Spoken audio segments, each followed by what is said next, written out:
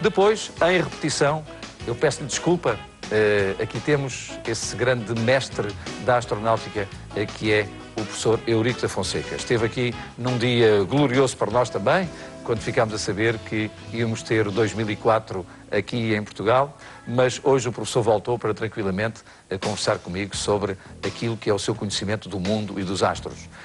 Finalmente vai poder conversar connosco, professor. É ignorância, é ignorância. É verdade. E é uma ignorância que tem muita gente. Até primeiros-ministros. Sr. Professor, é mesmo verdade que muita gente confunde a astronáutica com a astrologia, não é? Eu até já disse, até primeiros-ministros. Já aconteceu isso, é verdade. Já primeiros-ministros? Já, cá em Portugal. Como é que lhe disseram, professor?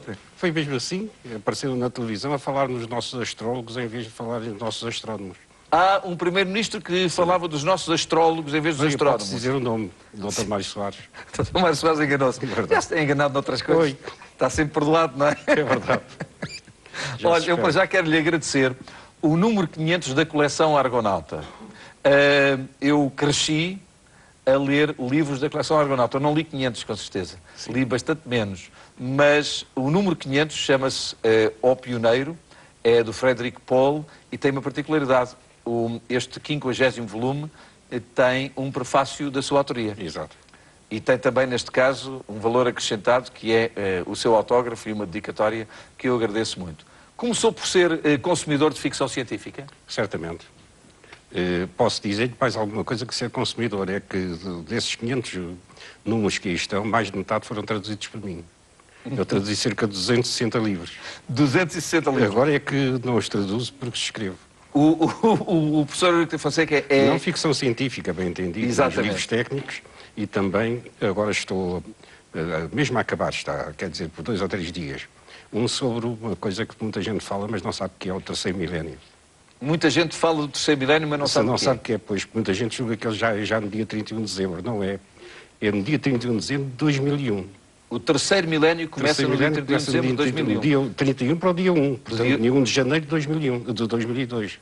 De 2002, dia 1 de janeiro começa o terceiro milénio. É o terceiro milénio, é o primeiro dia do terceiro milénio. Então estamos todos a comemorar já o final do milénio, mas não é verdade? É uma exploração, simplesmente. O ano 2000 tem evidentemente tem uma magia, tem uma certa coisa. Eu também dizia que eu só gostava de chegar ao ano 2000, vamos a ver se chego, não é? Mas a questão toda é essa, o ano 2000 tem sempre aquela magia, não é? É também da ficção científica antiga, houve filmes e tudo, o ano 2000, há filosofia a esse respeito e tudo mais, não é? E há estupidez, com o medo que as pessoas têm, que vão morrer, esquecem, por exemplo, que os indianos já passaram há muito tempo o ano 2000, os hebreus também, os judeus também, enfim, os judeus, não é? O professor é autodidata. Sim, é um especialista de astronáutica sem ter frequentado cursos nesse sentido. Bem, não fui só eu, o Von Braun foi um. O Von Braun também. E outros que tais também. Convém saber que quem foi Von Braun, não sei se os meus amigos sabem. Pois. Mas pronto, é o pai da astronáutica. Não, o pai da astronáutica foi de Tsiolkovsky, que de certo modo também foi absolutamente um autodidata. É que se teve de inventar tudo quando existia, por isso é que se foi, não é? Evidentemente não se foi um autodidata porque as bases estavam lá, não é? Mas a este respeito, as pessoas que começaram com isto, como o professor Goddard e tudo, tiveram de aprender tudo de novo, tiveram de inventar tudo, não é? Professor, aqui há uns tempos atrás, dizia-se com imensa graça relativamente à luta na conquista do espaço entre os americanos e os soviéticos, naquela altura, dizia-se que os americanos se gabavam de que andavam mais depressa do que os soviéticos porque tinham conseguido ter mais sábios alemães do que os soviéticos. Então tinham importado mais. Bem, isso é verdade. Isso é verdade, porque quando o Goddard fez o primeiro foguete para propulsantes líquidos, que tinha sido, na verdade, digamos que a ideia do Tsiolkovsky, do professor Tsiolkovsky, isto há 110 anos, depois aconteceu que toda a gente se riu dele. Ele depois fez com um milionário que lhe foi pagando todo aquele trabalho, foi então fazendo foguetes e estava tão adiantado como estavam os alemães antes da guerra, estava tão adiantado como isso, mas os americanos não queriam saber nada disso, consideravam como um louco e tudo mais. E depois foram apanhar Von Braun e tudo, e toda a gente que estava depois em White Sands, onde eu estive em 1961, era tudo alemão. E em Antesvide também, onde estava Von Braun, no Centro Marshall, até a messe, onde eu almocei uma vez com o Von Braun, depois até a messe, o menu era em alemão.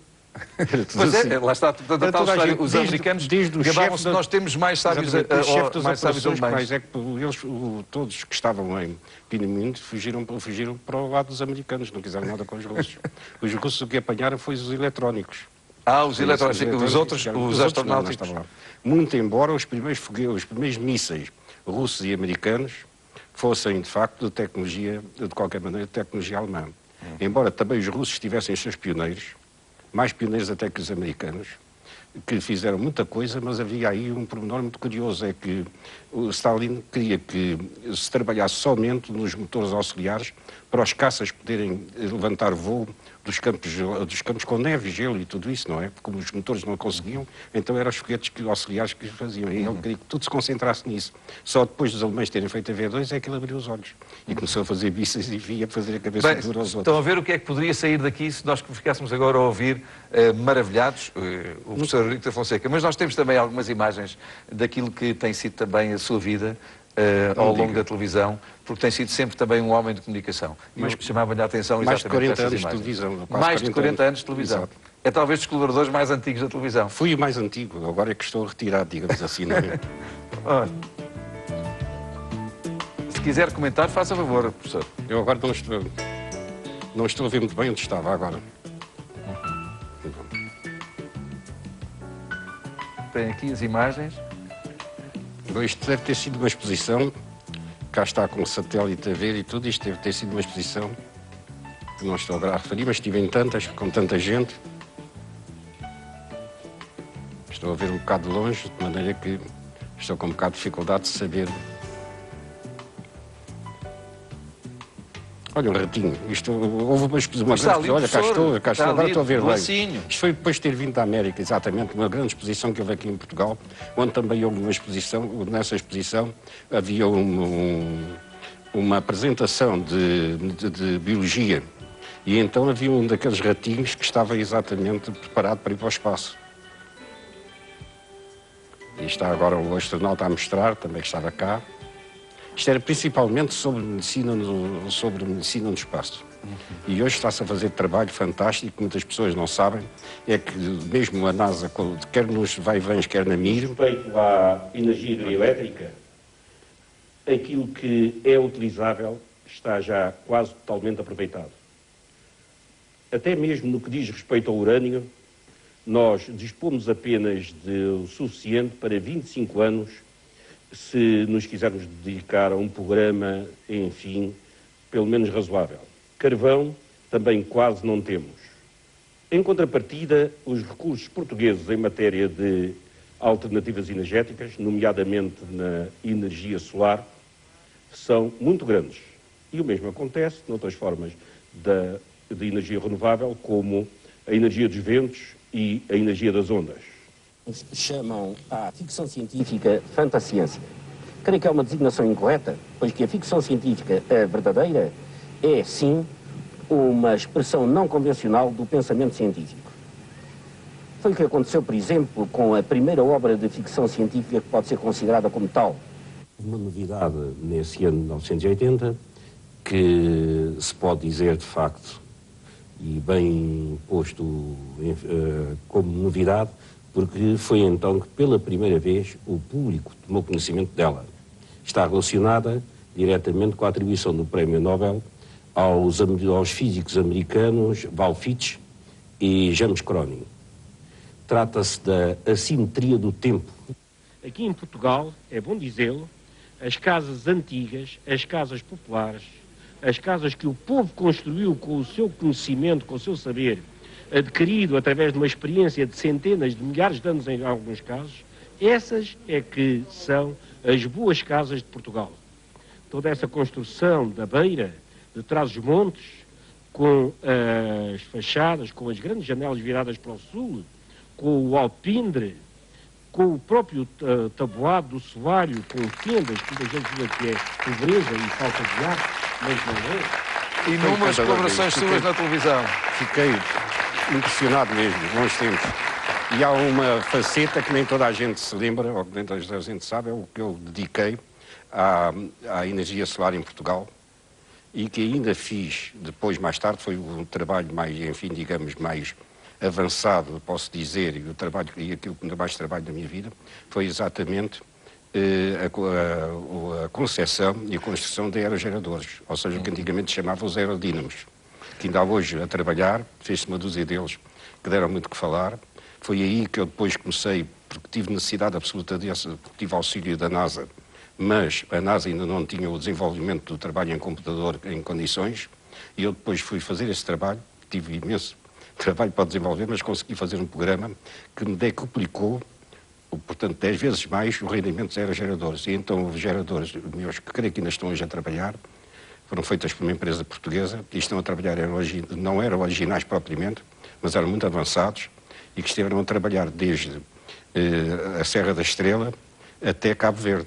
Estiveram lá a trabalhar. Professor, para terminarmos esta conversa, porque ficar consigo era uma coisa fascinante de pelo menos 1 hora ou 2, eu queria pedir-lhe para comentar assim, rapidamente, responder de uma forma muito rápida, a 3 questõezinhas só que lhe vou pôr. Infelizmente não posso pôr mais. Acredita que há vida noutras galáxias? Acredito. Acredito matematicamente. Há uma equação que se chama equação de Drake, que relaciona todos os dados que podem levar a isso, à existência de vida noutros mundos. Não só na nossa galáxia, mas para além dela. O que acontece, e isso é muito curioso porque não vi ainda necessitado em nenhum lugar, é que nessa equação não há um elemento muito importante. É que na Terra a vida que se desenvolveu naturalmente foi a dos dinossauros. E foi preciso que caísse um asteroide no Golfo do México para que os asteroides, para que os dinossauros desaparecessem. Ora, é muito possível que noutros mundos que tivessem condições para a existência de vida, é muito mais provável que existem por lá dinossauros do que existem seres semelhantes a nós. Porque nós só nos podemos desenvolver depois que os mamíferos eram também de ratos, e para se poderem desenvolver foi preciso que aqueles bicharucos que comiam tudo desaparecessem, não é? Foi porque nos comiam a nós, não é? Depois. Uma outra questão. Alguma vez leu as profecias de Nostradamus? Sim, senhor. Quando foi da Segunda Guerra Mundial, eu era novo, mas, enfim, até já estava na vida militar nesse tempo, pois o que acontece é que se venderam em Portugal dezenas de milhares de exemplares das profecias de Nostradamus. Simplesmente isso só tem um truque. É que as profecias de Nostradamus são normalmente escritas depois de terem acontecido. De maneira que isso foi um grande escândalo até, porque estavam sempre a aparecer coisas novas em França, que eram depois passadas para Portugal, e apareciam depois do acontecimento. E isso é célebre nisso, e continua a acontecer.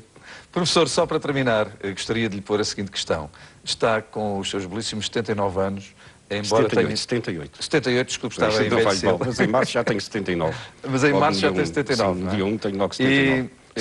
Teve alguns problemas de saúde, vai lá chegar com certeza. Graças à televisão. A televisão, nem toda a gente que está fora, está somente a olhar para a imagem, ou como nós costumamos dizer, a olhar para o boneco, não é?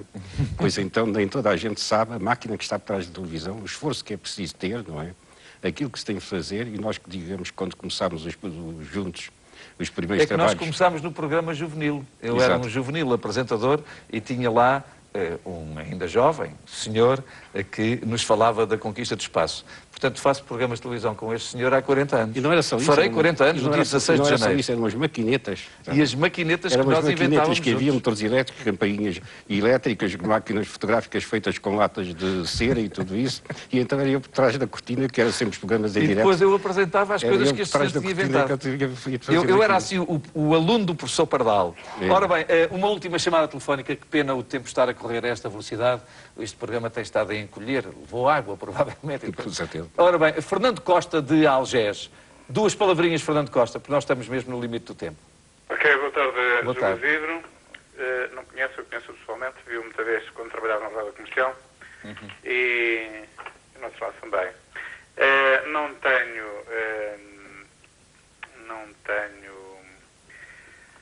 e falta-me o termo, porque o professor Eurico Fonseca esmaga de facto. Não tive o privilégio de nunca o conhecer, mas tive o privilégio de, em relação aos aerogeradores de sua concepção, há uns anos atrás, 6, 7 talvez, de participar na modificação de um deles, que penso que depois que foi aplicado em todos os que estão a trabalhar, e que é exatamente um circuito eletrónico que faz a leitura, a medição da carga de um dos alternadores e que faz entrar o segundo em marcha para a carga das baterias. Fernando Costa, peço-lhe desculpa. Não é para colher qualquer aplauso para mim, nem pouco mais ou menos, mas antes para um homem que trabalhou muito perto do professor, penso eu, nesses aerogeradores, com quem eu perdi o contacto e que se chamava Mário Cruz, que deve conhecer. É verdade. Que o seu professor deve conhecer. Um grande abraço, Fernando Costa. Desculpe, estamos mesmo no limite do tempo. Muito obrigado. Tentámos tudo. Professor, só uma palavrinha. Se voltasse atrás, retomaria o mesmo caminho das estrelas? Creio que sim. É o mais belo que nós podemos esperar. Um grande abraço para si. Muito obrigado. Vamos agora para o intervalo. É das entrevistas que sabem mesmo muito a pouco. Esta com o professor Eurico da Fonseca. Até já.